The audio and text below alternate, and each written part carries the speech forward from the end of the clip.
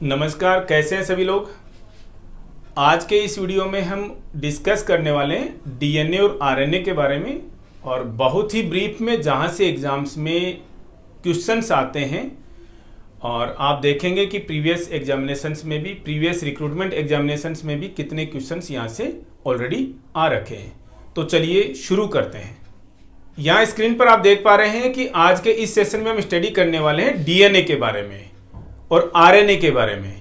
तो सबसे पहले हम ये जान लें कि डीएनए और आरएनए एक्चुअली होते क्या हैं। डीएनए एंड आरएनए एक्चुअल में ये किस कैटेगरी के अंदर आते हैं? दोनों के दोनों कोई मॉलिक्यूल्स हैं। इनमें से हमने एक के बारे में ऑलरेडी डिस्कस किया कि बॉडी का सबसे बड़ा मॉलिक्यूल है, the largest molecule in our body. तो अब यहां पर इनके बारे में हमें यह पता होना चाहिए डीएनए और आरएनए एक्चुअल में क्या है। जब इनका पूरा नाम पढ़ने जाते हैं तो आप देखिए यहां पर DNA, deoxy ribo nucleic acid, और आरएनए की बात करें तो राइबो न्यूक्लिक एसिड। इसका मतलब ये एक्चुअल में क्या है? न्यूक्लिक एसिड है। तो ये न्यूक्लिक एसिड के टाइप हैं। कौन?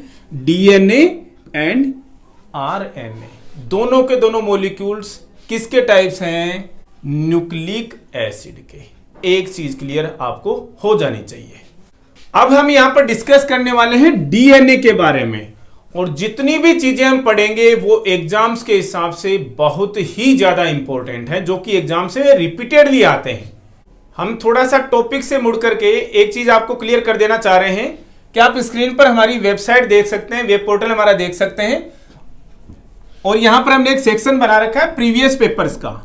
तो यहां पर प्रीवियस पेपर्स में अगर आप जाते हैं तो हमने कुछ पेपर्स जो है यहां पर फिलहाल जो है वो अपडेट करके रखे हुए हैं। इनमें DSSB के बहुत सारे पेपर्स थे जो कि हम धीरे धीरे यहां पर अपडेट कर रहे हैं। और अपडेट ऐसा नहीं कि कहीं से भी उठा करके कैसे भी पेपर डाल दिए, आपके पास में एकदम से प्रिसाइज एग्जामिनेशन पेपर होना चाहिए। तो आप यहां पर हमें देख सकते हैं जो 3 पेपर हमने ऑलरेडी डाल रखे हैं, और जितना हमने अभी पढ़ाया है आपको, हम यहां पर आपको क्यों बताना चाह रहे हैं, महीने भर में देखेंगे आपको यहां पर लगभग 50 से ऊपर की आपको लिस्ट नजर आएगी, और सारे के सारे आपको फ्री ऑफ कॉस्ट यहां पर मिलने वाले हैं। यहां पर आप देख सकते हैं ये government medical college and hospital का जो लास्ट पेपर है वो हमने यहां पर अपडेट किया है। अभी तक सारा अपडेट नहीं हुआ है, लेकिन आपको ये जो इंफॉर्मेशन मिलेगी एकदम से प्रिसाइज पेपर आपको यहां पर देखने को मिलने वाला है। हम आपको यहां पर एक बातें क्यों बताना चाह रहे हैं, क्योंकि जितनी चीजें हम पढ़ा रहे हैं आप उनकी इंपॉर्टेंस समझ पाएंगे कि यहां से किस तरीके के कैसे क्वेश्चंस आते हैं जो कि आपकी मेरिट को डिटरमाइन करते हैं। हम यहां पर पढ़ रहे हैं फिलहाल डीएनए के बारे में। तो डीएनए के बारे में एक तो सबसे इंपॉर्टेंट चीज जहां से लेकर के क्वेश्चंस आते ही आते एग्जाम में, ये हमारी बॉडी का लार्जेस्ट मॉलिक्यूल है। ये हमारी बॉडी का क्या है? लार्जेस्ट मॉलिक्यूल है। और लार्जेस्ट भी कैसा?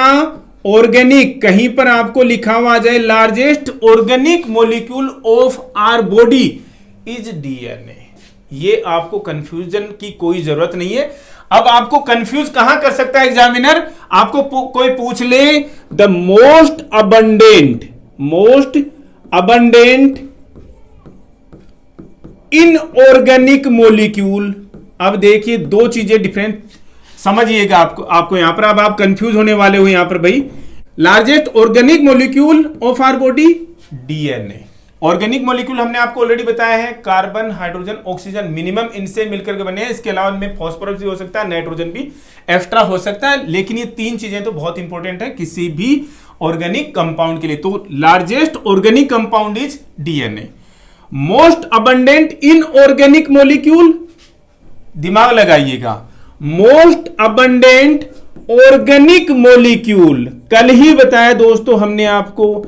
इन 3 चीजों को आप दिमाग में रख लीजिएगा। आपको कहीं पर भी किसी भी बुक में आपको इतना इजीली देखने को नहीं मिलेंगी ये चीजें। Most abundant in organic molecule कौन है भाई? वाटर। कौन है? वाटर। लेकिन अगर ऑर्गेनिक मॉलिक्यूल की अगर हम बात करें, मोस्ट अबंडेंट हमने बोला proteins are the most abundant biological molecules, organic molecules in our body. तो ये चीजें आप यहां पर समझिएगा।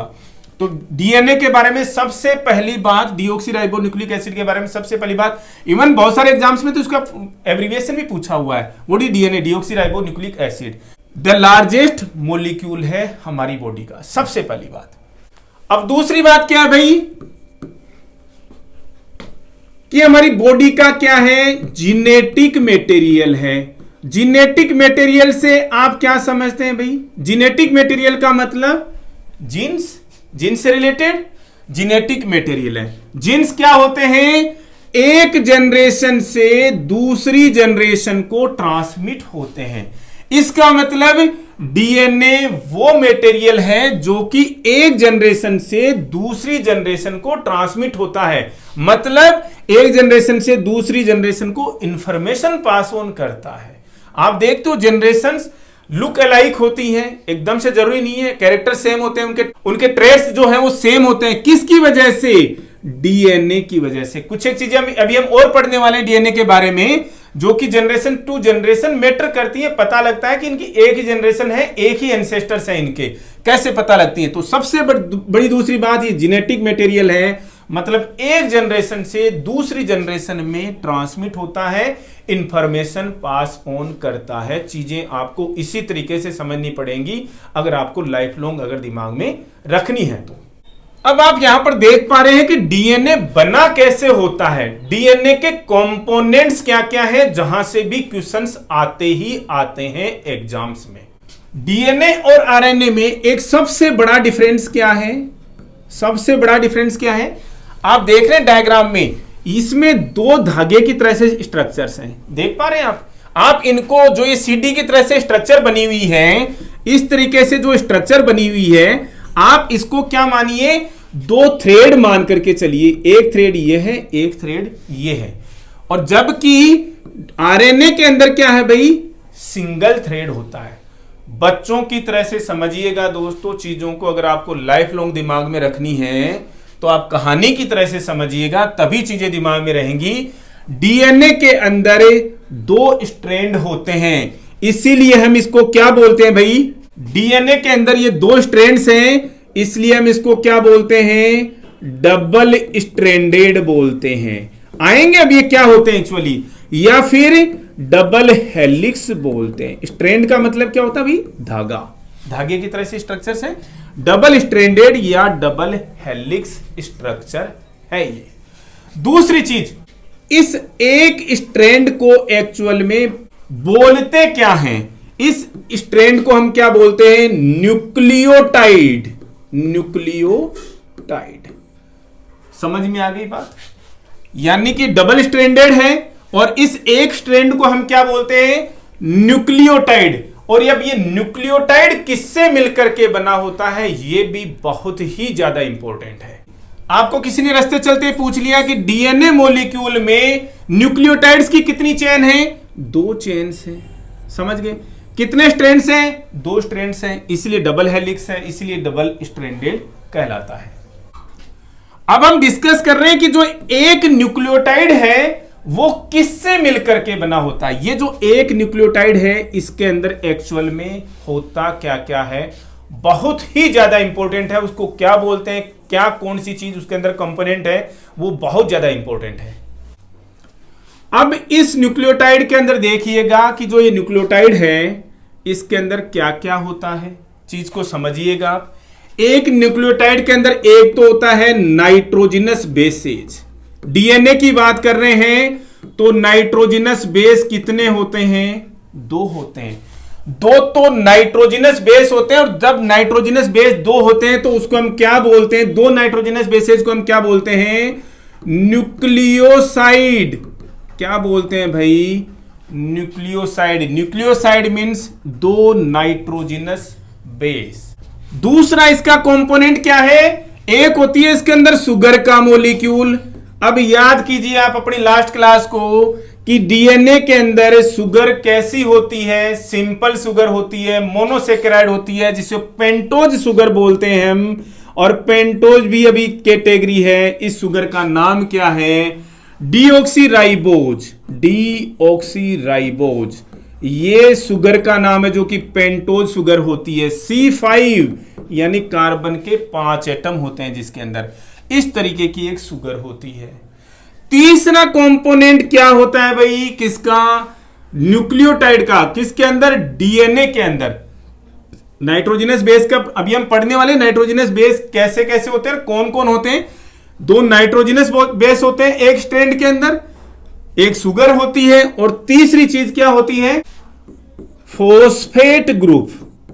तीसरी चीज क्या है भाई, फॉस्फेट ग्रुप। तो आप रिकॉल कीजिए यहां पर चीजों को। दो नाइट्रोजनस बेस जिनको हम क्या बोल देते हैं, न्यूक्लियोसाइड बोल देते हैं। एक पेंटोज शुगर जिसका नाम है डीऑक्सीराइबोज, और एक होता है फॉस्फेट ग्रुप।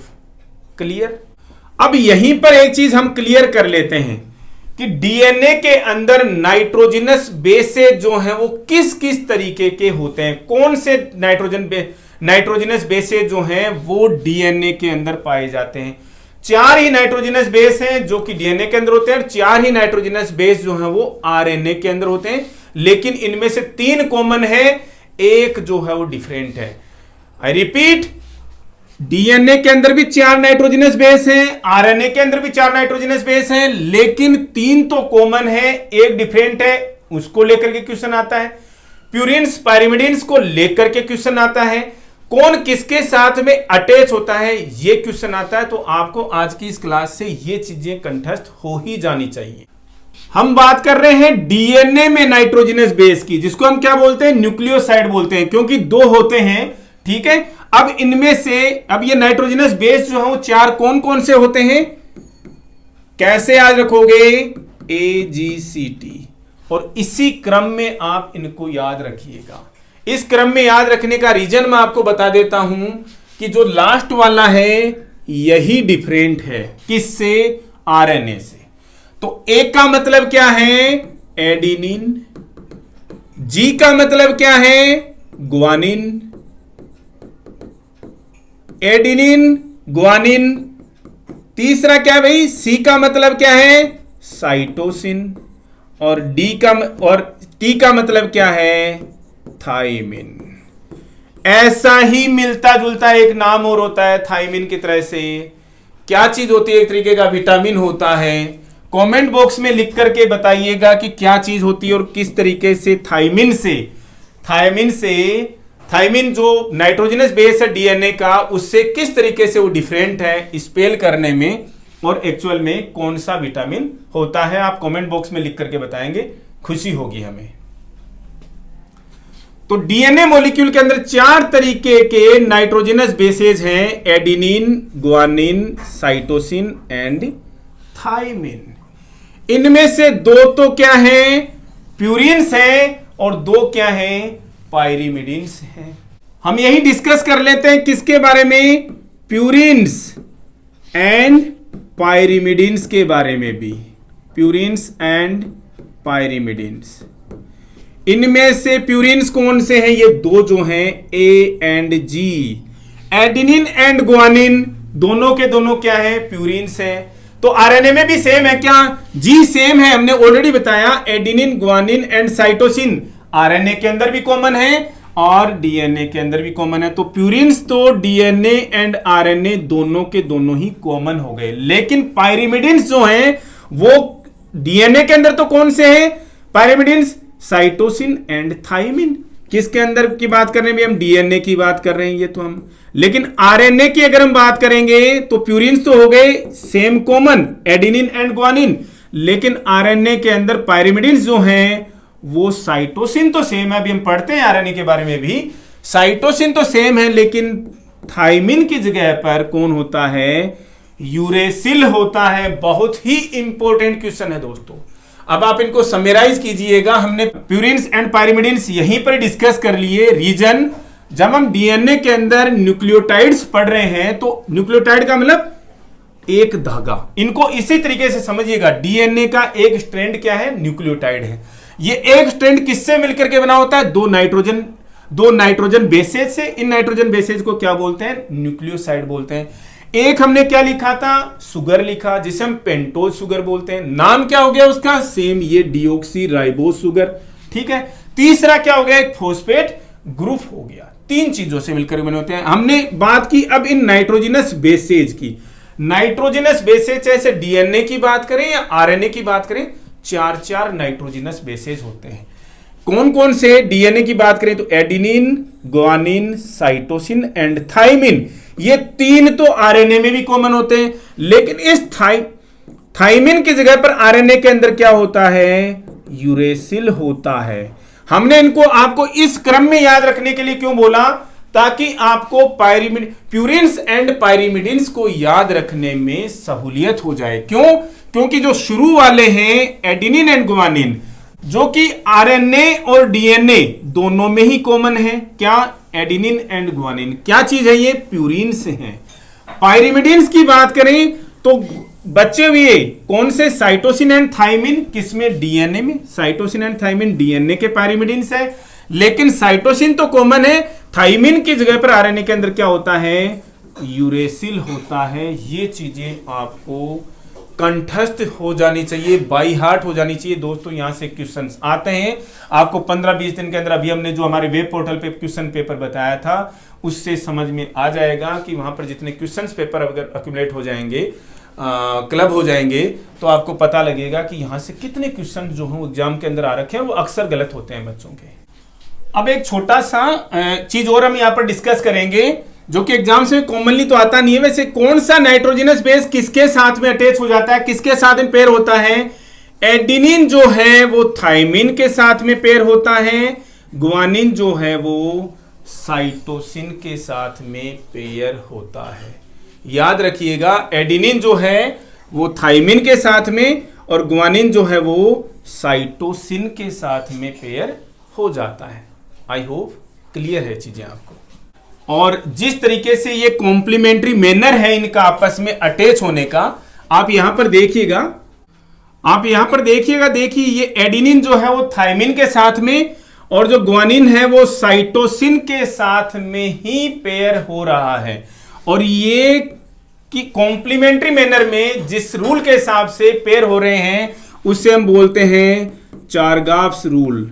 नहीं है दोस्तों हमारे सिलेबस में ये, लेकिन अब जब हम यहां पर पढ़ रहे हैं तो दिमाग में रख लीजिएगा कि चारगाफ रूल के हिसाब से कौन किसके साथ में अटैच हो रहा है। ये ऐसा ही हो रहा है, किसी दूसरे बंदे का कोई रूल नहीं है।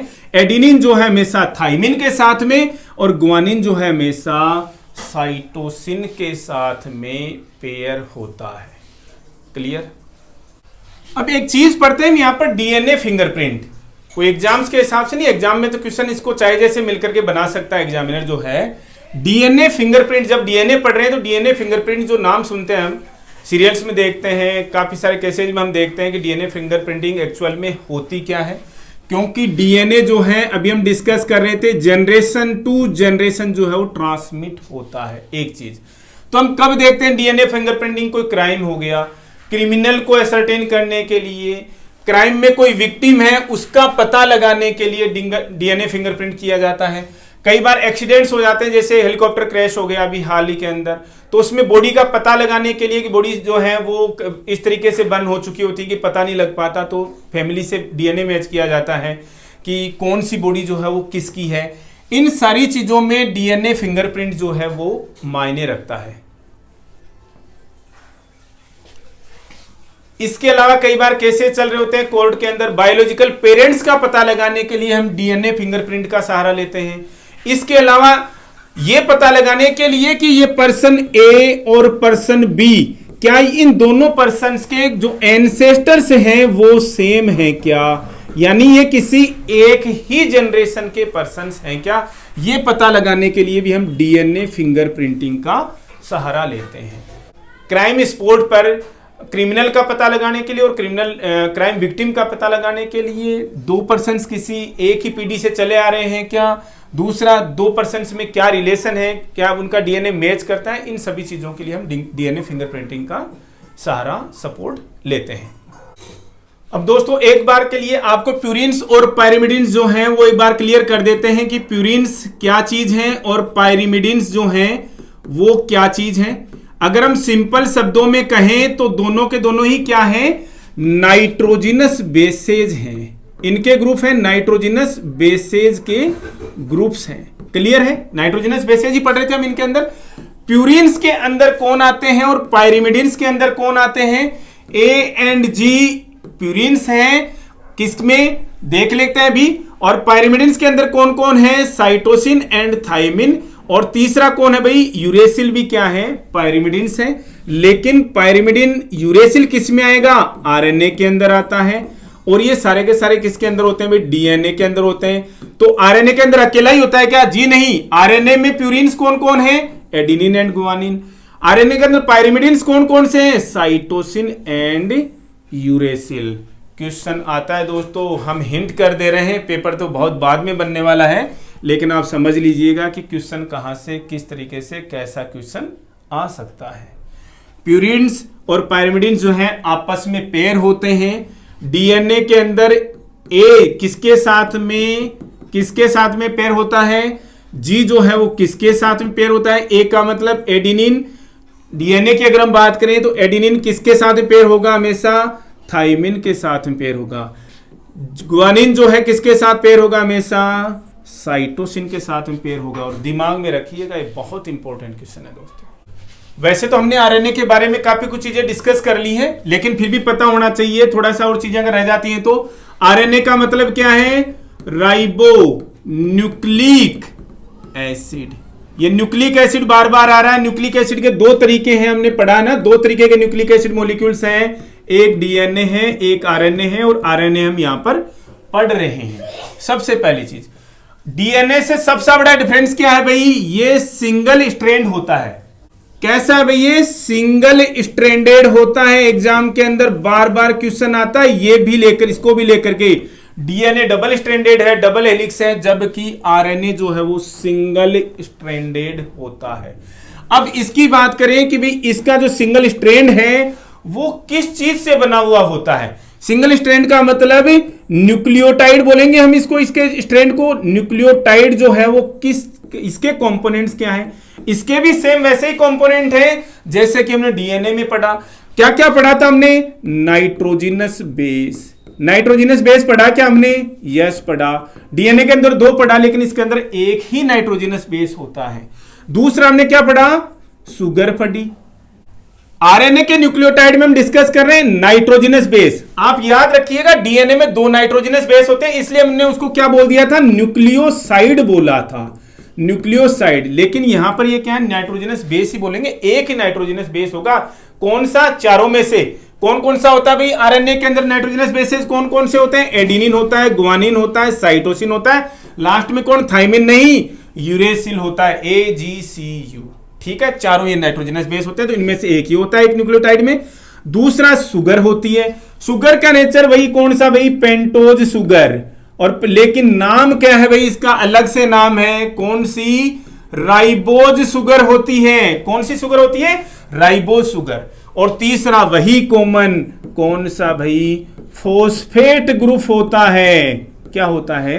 फॉस्फेट ग्रुप होता है। ये आरएनए के कंपोनेंट्स हैं, तीनों के तीनों, नाइट्रोजनस बेस, पेंटोज सुगर और फॉस्फेट ग्रुप। पेंटोज सुगर का नाम ribose sugar. Clear cut question आ रखा है दोस्तों एग्जाम्स के अंदर। वेब पोर्टल पर जाके देखिएगा, हमने 3 पेपर्स के कुछ क्वेश्चन हमने अपडेट कर रखे हैं, 20-20 क्वेश्चंस के करीब में लगभग। और जो हमने अभी तक पढ़ाया आपको पिछली 7 से 8 क्लासेज में, आप देखिएगा वहां से कितने क्वेश्चंस आ रखे हैं, कैसे क्वेश्चंस आ रखे हैं। और ये तो केवल एक सैंपल है कि अभी तक हमने लगभग केवल 100 क्वेश्चन अपडेट किए हैं। जब पूरे अपडेट होंगे तो आपको पता लगेगा कि जो हमारी पिछली 8 क्लासेज हुई हैं उनकी कितनी बड़ी इंपॉर्टेंस है। अब आपको बार बार रिपीट करने की जरूरत नहीं है, मुझे यहां पर समझना होगा, चीजें आपके दिमाग में बैठानी होंगी। ये दोनों जो ग्रुप्स हैं वो क्या क्या है? आरएनए के अंदर प्यूरिन्स का नाम कॉमन वही जो डीएनए के अंदर होती हैं, एडिनिन एंड गुआनिन। आरएनए के अंदर पायरिमिडिन्स का नाम क्या है भाई? समझ चुके हो आप, क्लियर कट सामने लिखा हुआ, साइटोसिन एंड यूरेसिल। बार बार पढ़ोगे, बार बार याद होगा दोस्तों। बड़ा जाना पहचाना नाम है दोस्तों, एटीपी। नाम क्या भाई? Adenosine try phosphate, adenosine triphosphate. क्या होता है एटीपी? आप इसको भी डीएनए और आरएनए की तरह से ही मॉलिक्यूल मान लीजिए, लेकिन डीएनए आरएनए से क्यों कंपेयर कर दिया भाई? हमने केमिकली थोड़ा सा कंपेयर किया है, कैरेक्टर के हिसाब से कंपेयर नहीं किया है, फंक्शन के हिसाब से कंपेयर नहीं किया है। डीएनए मॉलिक्यूल जो है जेनेटिक मटेरियल है, आरएनए मैसेंजर का काम करता है और बहुत सारे काम करता है, लेकिन एटीपी का नाम आते ही सीधा सा आपके दिमाग में आना चाहिए एनर्जी। यानी कि डीएनए क्या है? जेनेटिक मॉलिक्यूल है। एटीपी क्या है? एनर्जी मॉलिक्यूल है। ये करेंसी है। किस चीज की? एनर्जी की करेंसी है। घर में जब राशन खत्म हो जाता है तो गांधी जी का 2000 रुपए वाला नोट आप लेकर के आज की डेट में मार्केट में जा रहे हो ना, यूपीआई से आप पैसा ट्रांसफर कर रहे हो, फोन पे से कर रहे हो, गूगल पे से कर रहे हो, पेटीएम से कर रहे हो, वो सारे के सारे आपके पास में करेंसी का काम कर रहे हैं कुछ सामान खरीदने के लिए। वैसे ही एनर्जी की करेंसी हमारी बॉडी के अंदर क्या है? एटीपी है। नोट कर लीजिएगा, बहुत इंपॉर्टेंट क्वेश्चन है ये। एनर्जी करेंसी या energy molecule, ATP, adenosine triphosphate. अब समझिएगा, इतना इंपॉर्टेंट है क्या? इससे और क्या क्या किस किस तरीके के क्वेश्चंस आते हैं, सारे हम यहां पर डिस्कस करने वाले हैं। केमिकली हमने एटीपी को डीएनए आरएनए के लगभग बराबर माना। क्यों भाई? रीजन देखिए दोस्तों, इसके अंदर भी एक नाइट्रोजनस बेस होता है, नाइट्रोजन बेस होता है, नाइट्रोजन ही लिख दिया दोस्तों मैंने इसको, नाइट्रोजनस बेस है। दूसरा एक शुगर होती है और तीसरा फॉस्फेट ग्रुप्स होते हैं, फॉस्फेट ग्रुप्स होते हैं। समझ में आ रहा है ना? नाइट्रोजनस बेस डीएनए आरएनए के अंदर होता है, जी होता है, शुगर होती है, जी होती है, फॉस्फेट ग्रुप होता है, इसके अंदर ग्रुप्स होते हैं। मतलब कि केमिकली तो लगभग उन्हीं की तरह से, स्ट्रक्चर में डिफरेंस है, वो डबल हेलिक्स, एक सिंगल हेलिक्स या सिंगल स्ट्रैंडेड, और इसका स्ट्रक्चर एकदम से उनसे अलग। नाइट्रोजनस बेस कौन सा होता है भाई? ये एडिनिन, नाम उसका भाई एडिनोसिन ट्राइफॉस्फेट है। एडिनिन इसके अंदर होता है नाइट्रोजनस बेस। शुगर कौन सी होती है भाई इसके अंदर? वही पेंटोज शुगर। और कौन सी वाली? डिऑक्सीराइबोज या राइबोज शुगर, राइबोज शुगर जो होती है इसके अंदर। फॉस्फेट ग्रुप्स, फॉस्फेट ग्रुप कितने होते हैं? ट्राइफॉस्फेट, 3 फॉस्फेट के ग्रुप्स होते हैं दोस्तों। और इन फॉस्फेट ग्रुप्स के बीच में जो बॉन्ड होते हैं वो कैसे होते हैं भाई? हाई एनर्जी बॉन्ड्स होते हैं। वापस आते हैं दोस्तों चीजों पर, लेकिन जब फॉस्फेट ग्रुप्स की बात आई तो ये एनर्जी हमें कहां से देता है? इन फॉस्फेट ग्रुप्स के बीच में जो बॉन्ड्स हैं वो हाई एनर्जी बॉन्ड्स होते हैं। आएंगे इनके ऊपर वापस। अब सबसे पहले इसकी स्ट्रक्चर देखिएगा आप। स्ट्रक्चर में क्या भाई? एक तो इसका बेस कौन है? एडिनिन। दूसरा इसके साथ में पेंटोज शुगर, राइबोज शुगर, और तीसरा इसके साथ में कौन लगे हुए हैं भाई? फॉस्फेट ग्रुप्स जो हैं वो कितने? 3। अब बात आती है सबसे बड़ी कि एटीपी मॉलिक्यूल हमें एनर्जी कैसे प्रोवाइड करता है, एटीपी से हमें एनर्जी कैसे मिलती है। सिंपल लैंग्वेज में भाई सीधी सी बात है, घर में राशन खत्म हो गया तो राशन खरीद के लाने के लिए 2000 रुपए वाला गांधी जी का नोट क्या करना पड़ेगा भाई? तुड़वाना पड़ेगा। लोहार से तुड़वाना पड़ता है क्या? आपको सबको पता है। क्या बोलते हैं यार 2000 का नोट है, तोड़ना नहीं चाह रहा मैं उसको, मतलब इधर उधर से छोटे मोटे नोट से काम चल जाए। तो जब कभी भी एनर्जी की जरूरत होती है, राशन लाते हैं घर में, तो 2000 का नोट तुड़वाना पड़ता है। ऐसे ही हमें बॉडी के अंदर एनर्जी की जरूरत पड़ेगी तो एटीपी को तोड़ना पड़ेगा। क्या करना पड़ेगा भाई? इसका ब्रेकडाउन करना पड़ेगा। क्योंकि जो करेंसी है, करेंसी कौन सी? राशन के लिए हमारे पास में 2000 रुपए का नोट, 500 रुपए का नोट, 1000 वाला तो बंद हो गया सॉरी आज की डेट में। तो इसको हमें ब्रेक डाउन करना पड़ेगा, तोड़ना पड़ेगा, क्योंकि एनर्जी की करेंसी कौन है? एटीपी है। इसको तोड़ना पड़ेगा। एनर्जी कहां से मिलेगी इसमें भाई? हमने अभी पढ़ा इसके हाई एनर्जी बॉन्ड्स हैं। कौन से? एग्जाम्स का क्वेश्चन है। एटीपी मॉलिक्यूल के अंदर हाई एनर्जी बॉन्ड्स कौन से हैं भाई? Phosphate bonds. फॉस्फेट ग्रुप्स के बॉन्ड्स जो हैं वो हाई एनर्जी बॉन्ड्स हैं। जो ये तीनों फॉस्फेट ग्रुप्स हैं वो हाई एनर्जी बॉन्ड्स से आपस में बंधे हुए हैं। जब कभी भी एनर्जी की जरूरत पड़ी, यानी 2000 रुपए का नोट है ये 2000 रुपए का नोट है। जब कभी भी हमें एनर्जी की जरूरत पड़ी तो क्या करेंगे? इनमें से एक बॉन्ड को हमने तोड़ दिया तो क्या बना लिया? इसके एडिनोसिन डाइफॉस्फेट। और क्या साथ में क्या हुआ? एनर्जी रिलीज हो गई। एनर्जी के साथ में थोड़ी सी हीट भी रिलीज हो जाती है। दिमाग में रहना चाहिए सुपरफिशियली। क्या क्या चीजें दिमाग में रहनी चाहिए? जब कभी भी बॉडी में एनर्जी की जरूरत पड़ी तो एक एटीपी मॉलिक्यूल यानी 2000 का नोट है ये, इसको तुड़वा लिया और इसमें से ये समझ लीजिए 1000, 500, 700 रुपए का, और इसमें से क्या बन गया? एक फॉस्फेट ग्रुप निकल गया, एक फॉस्फेट ग्रुप टूट गया तो एडिनोसिन डाइफॉस्फेट बन गया। ये ट्राई था, डाई बन गया क्योंकि दो फॉस्फेट ग्रुप ही बचे हुए हैं। साथ में एक फॉस्फेट ग्रुप का जो बॉन्ड था उससे एनर्जी मिल गई और साथ में थोड़ी सी हीट जो है वो रिलीज हो गई। और जरूरत पड़ी तो एडीपी को वापस तोड़ लिया, एडिनोसिन मोनोफॉस्फेट बन गया, प्लस एनर्जी रिलीज हो गई, प्लस थोड़ी सी हीट मिल गई। This is the way ATP molecule से हमें एनर्जी मिलती है। समझ पा रहे हैं आप? एटीपी मॉलिक्यूल से हमें एनर्जी कैसे मिलती है? इसी तरीके से मिलती है। अब हमने एटीपी को क्या बोला? एनर्जी की करेंसी बोला दोस्तों, इसको एनर्जी करेंसी बोला। अब इसको हम एनर्जी करेंसी क्यों बोलते हैं भाई? पहले एटीपी को कमाना पड़ता है, चोरी का नहीं चाहिए दोस्तों। अभी 2000 रुपए के नोट की बात कर रहे थे ना, चोरी वाला नहीं चलेगा, इसको कमाना पड़ेगा। पहले क्या करना पड़ेगा? अर्न करना पड़ता है।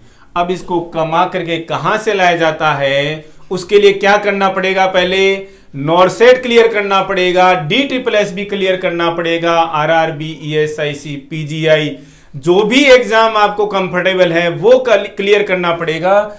तब जाकर के आप इस एटीपी को अर्न कर पाओगे। मेरा मतलब समझ गए दोस्तों? ये 2000 रुपए का नोट कब मिलेगा? तभी मिलेगा। तो ये कैसे अर्न होता है देखिएगा। पहले आप इसको पहले अर्न किया जाता है और फिर खर्च किया जाता है, इसलिए हम इसको एनर्जी की करेंसी बोलते हैं। और कैसे कमाएंगे इसको भाई? एनर्जी कहां से मिलती है? ग्लूकोज से मिलती है। ग्लूकोज का फॉर्मूला सिंपली C6H12O6। अब समझिएगा एक इंपॉर्टेंट चीज, respiration takes place in, respiration actual में होता कहां है? हम सोचते हैं ये जो हो रहा ना, इसको हम बोलते हैं ब्रीदिंग। रूटीन लैंग्वेज में मेडिसिन जैसे हम दवाइयों को बोलते हैं, जबकि मेडिसिन तो एक साइंस की ब्रांच है जिसके अंदर हम पढ़ते हैं बॉडी की फिजियोलॉजी, उसकी डिजीजेज और उसका ट्रीटमेंट हम पढ़ते हैं। वैसे ही रेस्पिरेशन जो है वो लंग्स में नहीं हो रहा, लंग्स में तो ब्रीदिंग हो रही है दोस्तों, इनहेलेशन और एक्सहेलेशन हो रहा है। Respiration actually takes place in sales.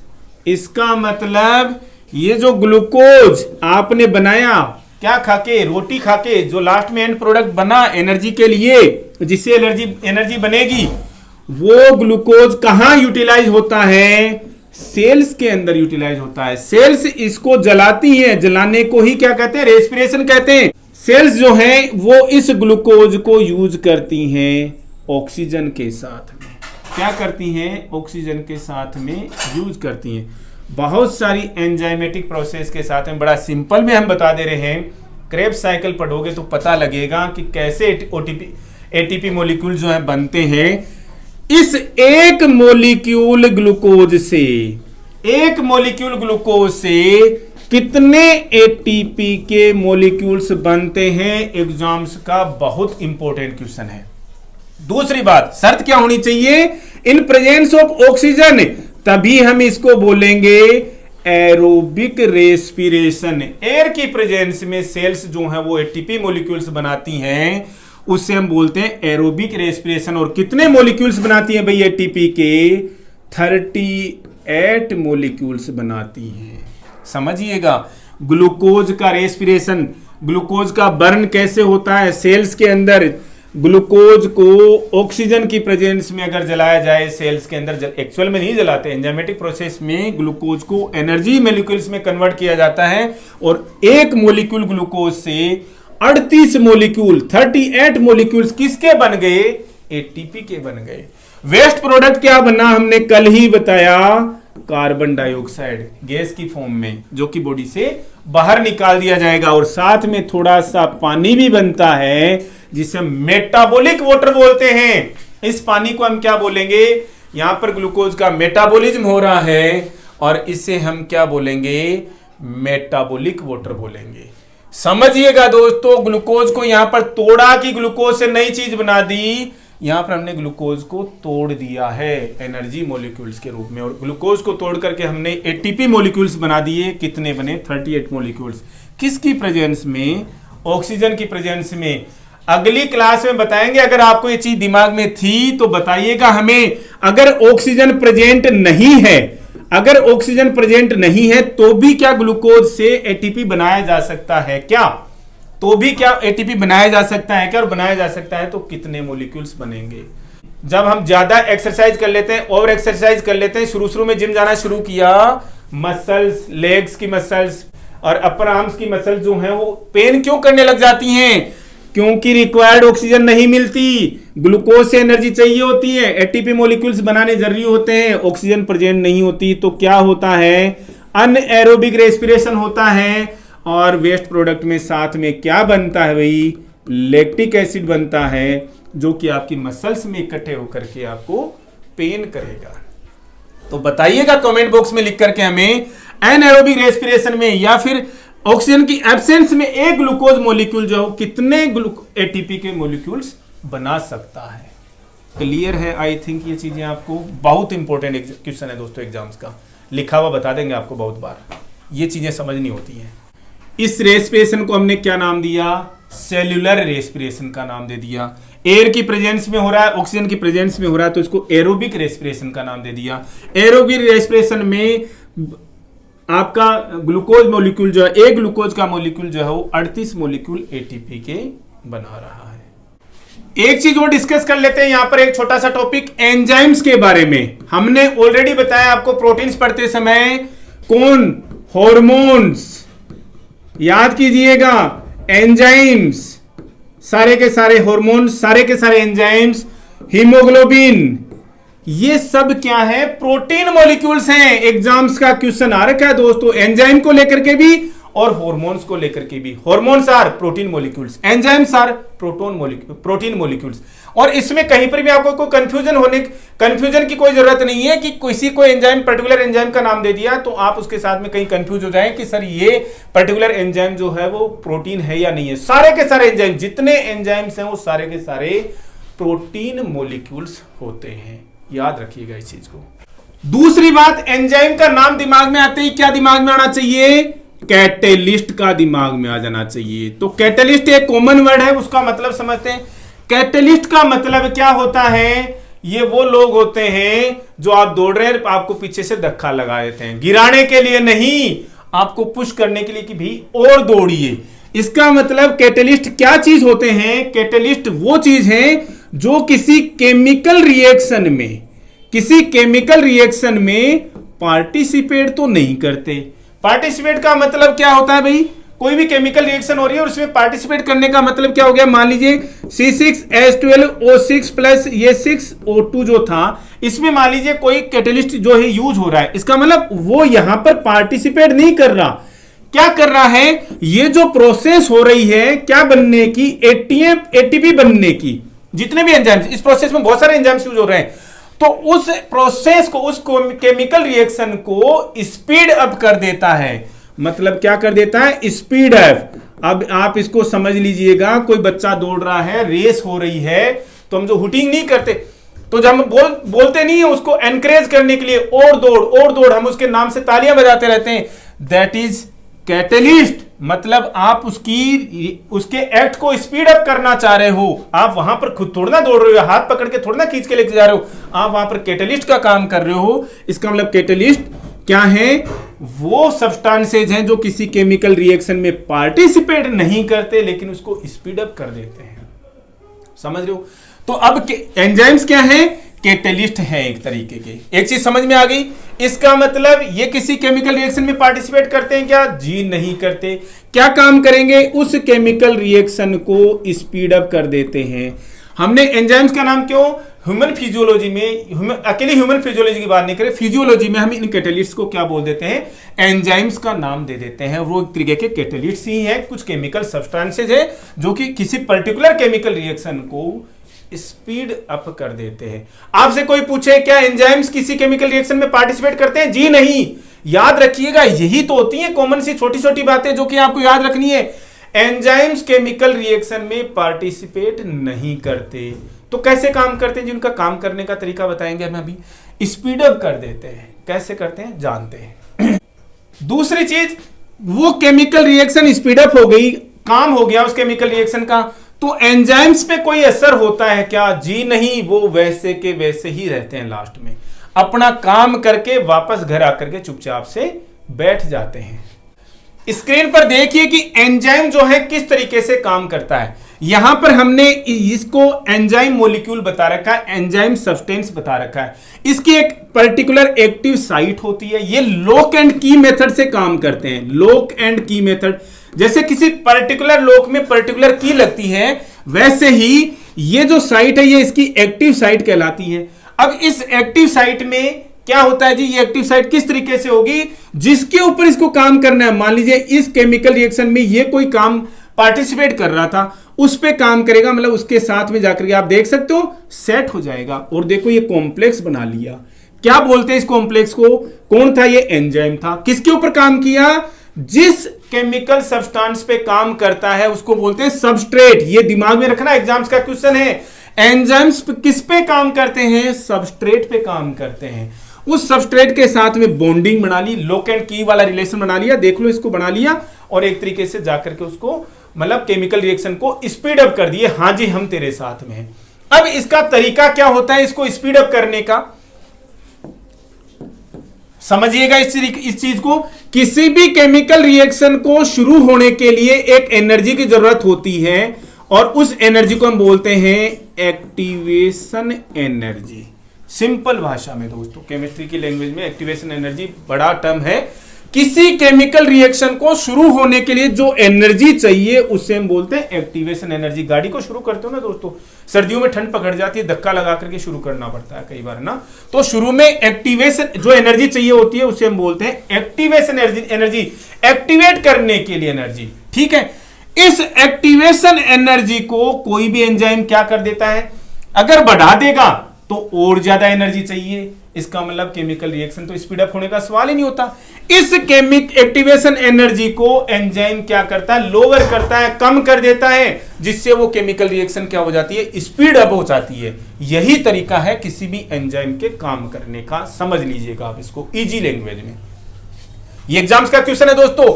Enzymes activation energy को बढ़ाते हैं या कम करते हैं? कम करते हैं, ताकि वो केमिकल रिएक्शन जल्दी से शुरू हो और स्पीड अप हो जाए।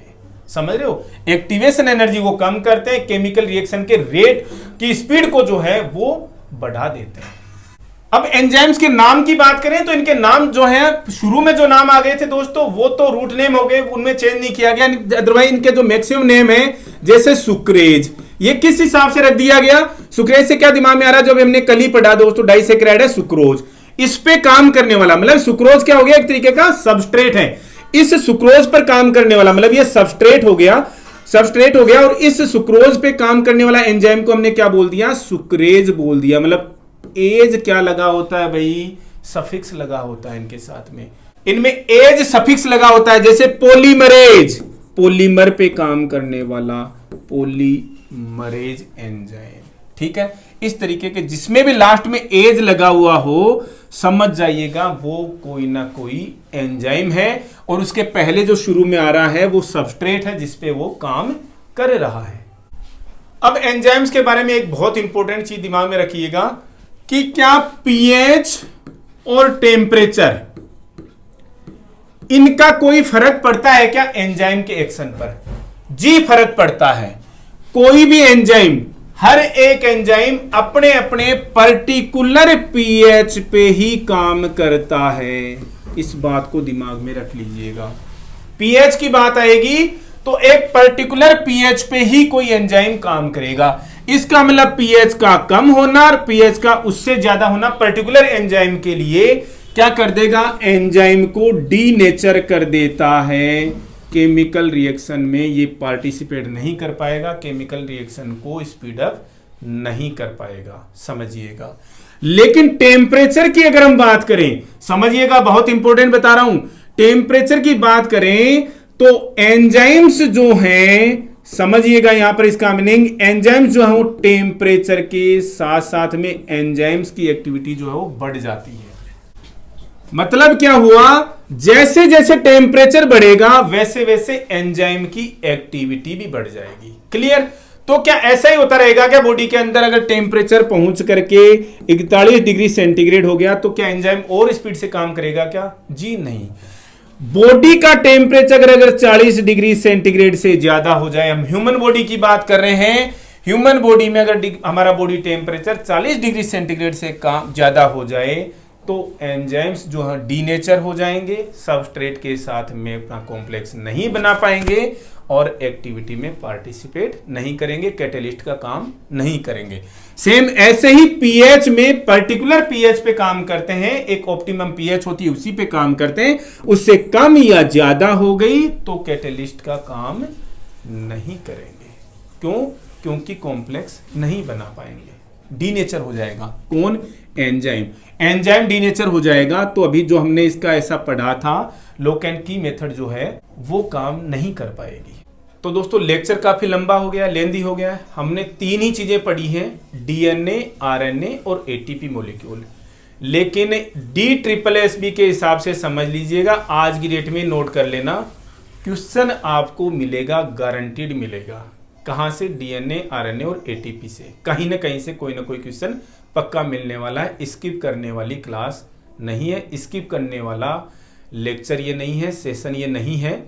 तो आशा करते हैं आप इसको अच्छे से रिवाइज कर करके स्टडी करेंगे। आज के लेक्चर में इतना ही, मिलते हैं नेक्स्ट अपडेट के साथ।